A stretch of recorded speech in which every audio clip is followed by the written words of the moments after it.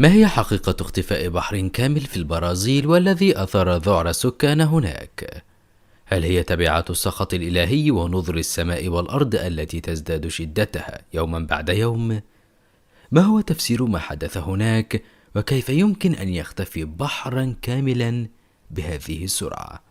تابعوا معنا هذا الموضوع المثير، راجين من الله عز وجل أن تحوز هذه الحلقة على إعجابكم.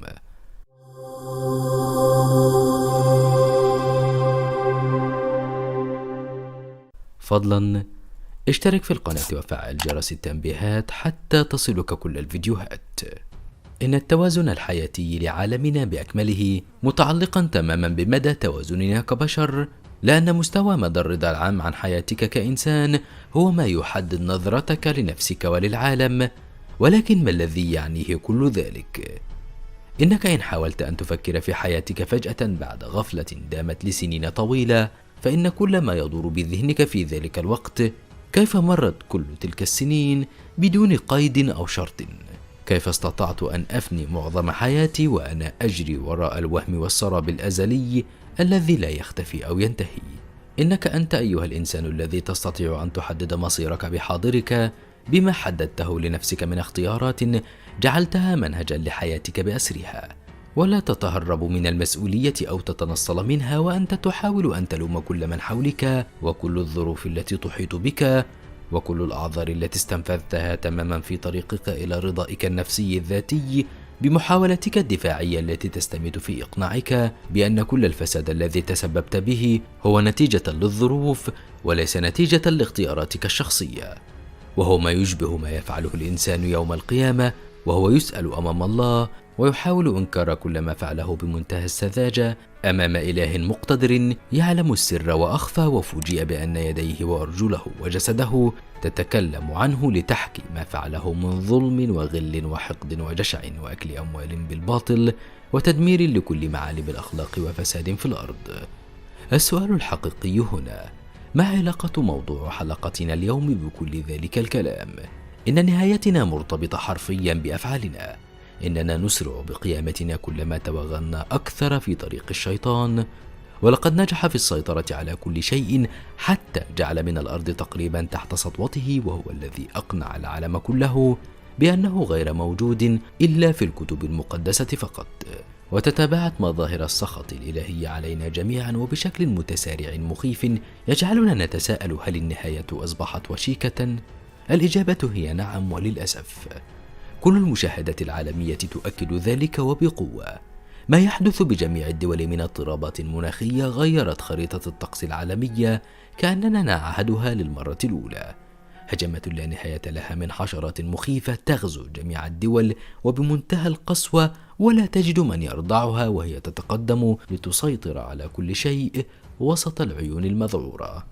أعاصير وزلازل وعواصف وأمطار تحولت إلى سيول جارفة جعلت المناطق التي لم تكن تمسسها المياه تصبح كالبحيرات وتدمر معها كل شيء يحفظ استقرار الإنسان، حتى أنك عزيزي المشاهد داخل قرارة نفسك تشعر بغضب الله علينا في كل شيء، حتى أنك لا تشعر أن البركة انتزعت من كل شيء وأنك تتخبط وسط جدران العشوائية التي غلفت كل شيء.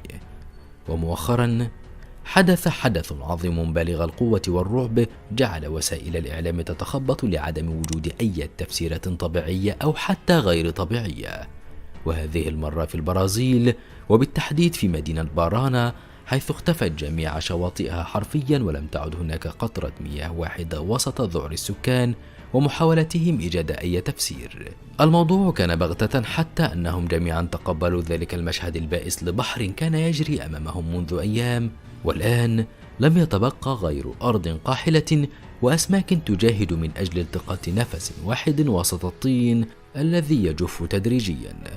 ولن تمر أسابيع حتى تتحول إلى صحراء جرداء موحشة تتحول أمامهم إلى لوحة كئيبة ترسم أمامهم صورة مفزعة لما كان موجود هناك من قبل، والآن قد أخذ منهم ولم يتبقى غير الحسرة والمرارة والخوف والأعين المذعورة المتسائلة.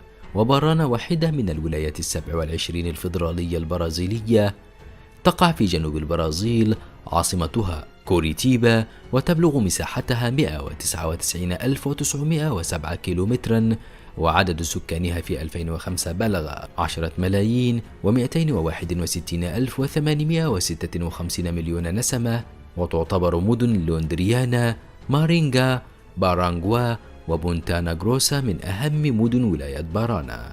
وقد حاولت وسائل الإعلام ربط ما حدث هناك بظاهرة التصحر، ولكن كيف يمكن أن تتصحر مياه بحر كاملة؟ إننا قد نتكلم عن بحيرات أو بئر جفت، لكن بحر هائل أمر مهيب.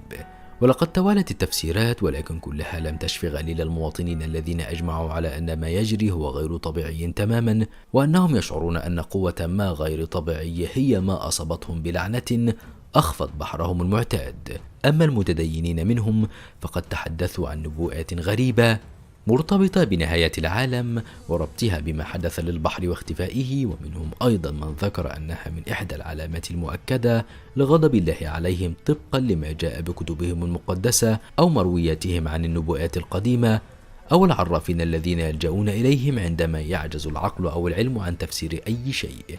وأخيرا، من المؤكد أن العلامات التي تظهر بشكل سريع في جميع أنحاء الأرض تثبت وبشكل قاطع أن هناك حدث ضخم جدا ينتظرنا جميعا، وأننا نشعر جميعا بتبعات ذلك الحدث العظيم، وكل ما نرجوه أن يرأف بنا الله عز وجل، وأن يرحم ضعفنا البشري ويغفر زلاتنا، وأن يشملنا تحت عباءة رحمته، فنحن بدونه مجرد هباء منثورا.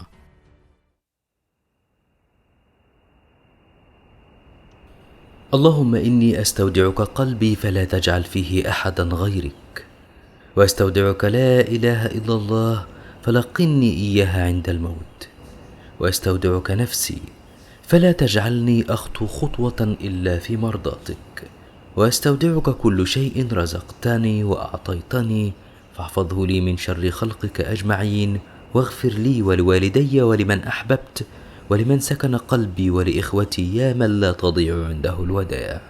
اللهم اجعل لنا في هذا اليوم دعوة لا ترد، ووهبنا فيه رزقا لا يعد، وافتح لنا فيه بابا في الجنة لا يسد، واحشرنا في زمرة سيدنا محمد صلى الله عليه وسلم.